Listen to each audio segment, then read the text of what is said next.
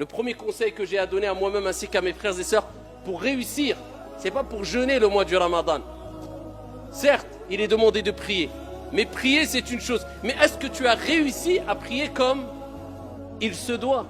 Le prophète n'a-t-il pas dit « Sallu kama ra'aytumuni usalli » Ça c'est réussir la prière. Priez comme vous m'avez vu, priez. Et Allah Jalla wa Ala n'a-t-il pas dit « Qad aflaha al-mu'minun alladhina hum fi salatihim khashi'un » On certes réussi. Il n'a pas dit ceux qui ont prié simplement. Réussi ceux qui ont eu cette humilité, cette concentration dans la prière. Donc prier c'est une chose, mais réussir la prière c'est une autre. Jeûner c'est une chose, mais réussir son jeûne c'est une autre. Faire son pèlerinage c'est une chose, mais réussir son pèlerinage c'est autre chose. Donc nous ce qui nous importe ce n'est pas que jeûner, mais c'est réussir son jeûne du mois de Ramadan. Et pour cela, eh bien, il faut prendre conscience de certaines choses essentielles pour te permettre de réussir. Et la première des choses, eh bien, nous allons rebondir sur la recommandation prophétique qui concerne la prière.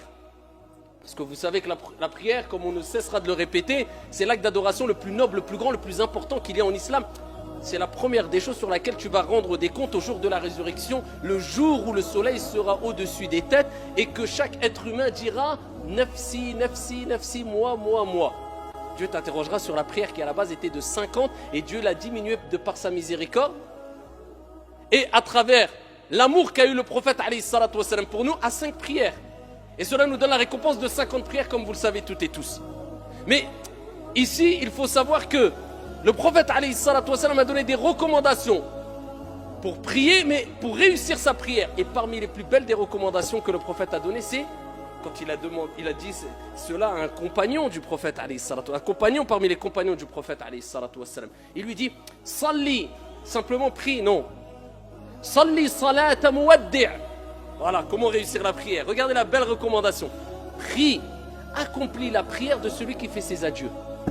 C'est-à-dire le prophète il dit au compagnon, pour réussir ta prière, eh bien, fais de ta prière comme si c'était ta dernière prière.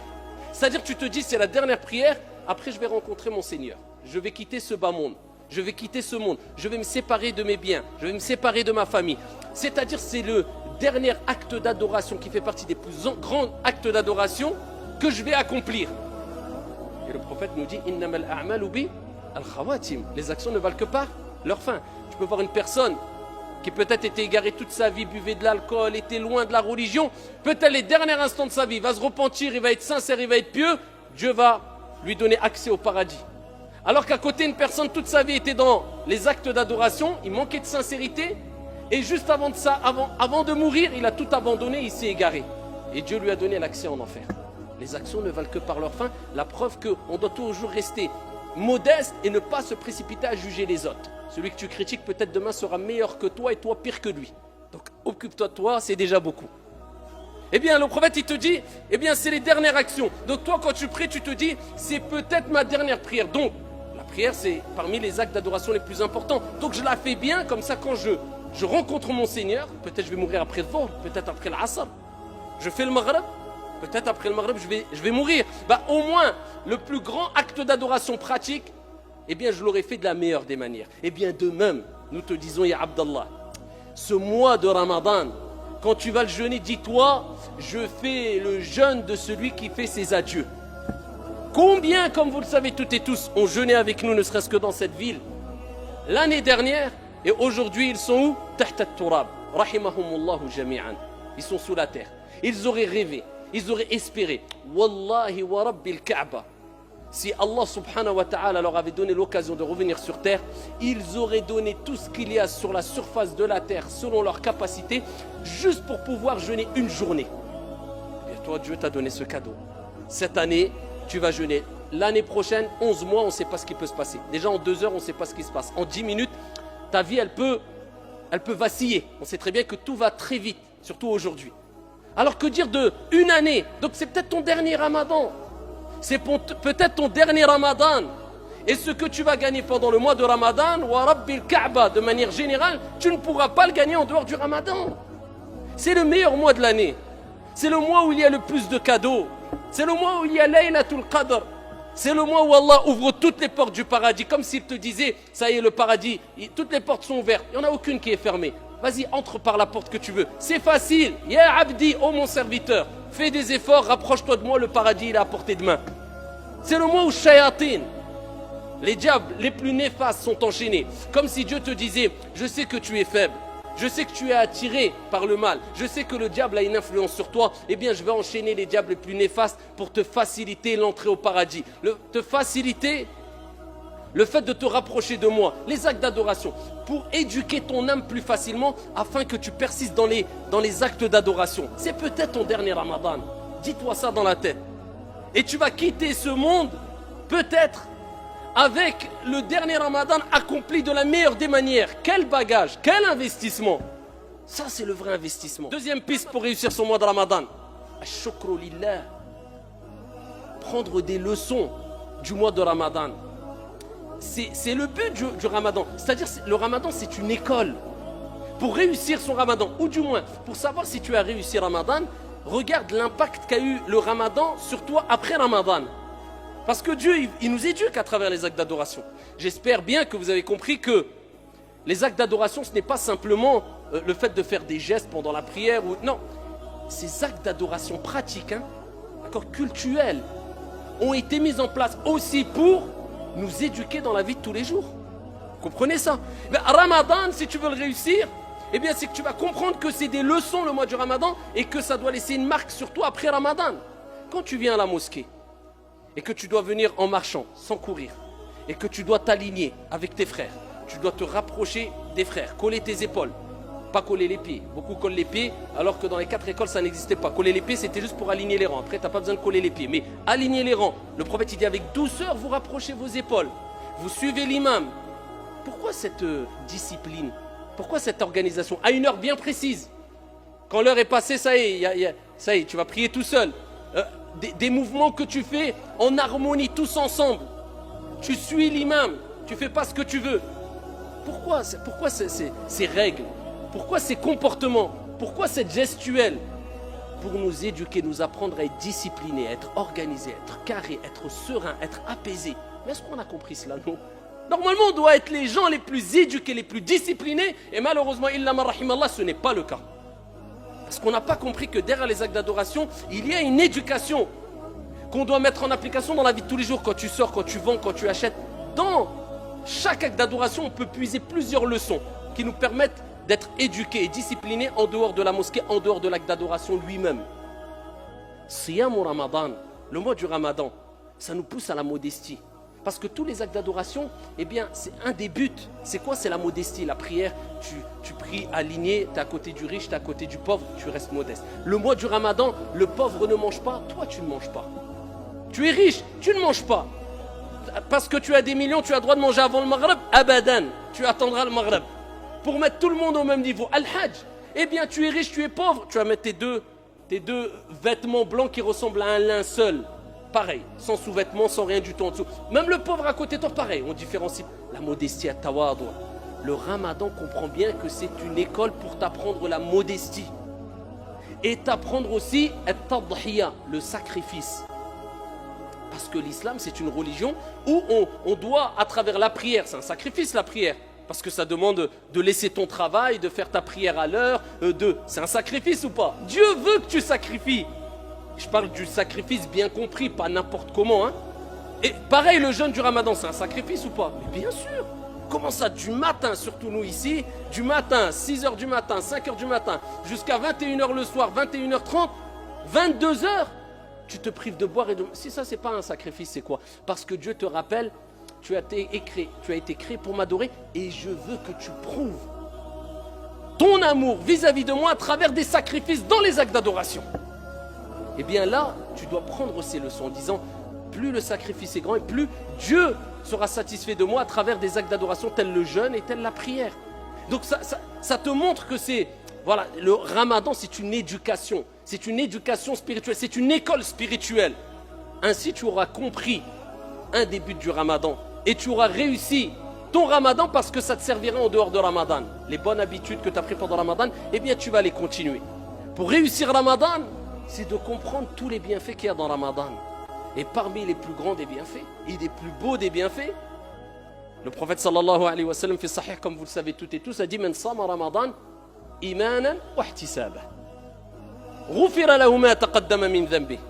Celui qui jeûne le mois du Ramadan, poussé par sa foi, c'est pas parce que par habitude ou pour ressembler aux gens ou pour pas que les gens ou pour que les gens disent oh il jeûne ou je ne sais quoi. Non, on n'a à imposer à personne le mois du Ramadan. Et quand on fait un acte d'adoration, on le fait pour Dieu, pour Allah subhanahu wa ta'ala uniquement. Celui qui fait le mois du Ramadan, poussé par sa foi, en espérant la récompense divine. C'est-à-dire quand tu fais Ramadan, tu espères la récompense. C'est quoi le Jannah, le paradis? C'est quoi? Tu veux réussir ton Ramadan? Eh bien rappelle-toi de ce hadith, celui qui jeûne le mois du Ramadan, poussé par sa foi, en espérant la récompense divine, tous ses péchés seront pardonnés. Man qama Ramadan kadhalik. Le prophète il dit aussi, celui qui fait la prière la nuit pendant Ramadan. Alors ça, retiens cela. C'est-à-dire, celui qui tout le mois du Ramadan, il a fait qiyamul layl, la prière de la nuit.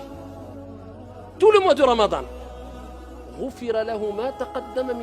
C'est pour ça ne rate pas une seule nuit sans faire au moins ala al-aqal, les gens alhamdoulilah ils vont tous à tarawih en général, mais au moins 2 rak'at après salat al-isha.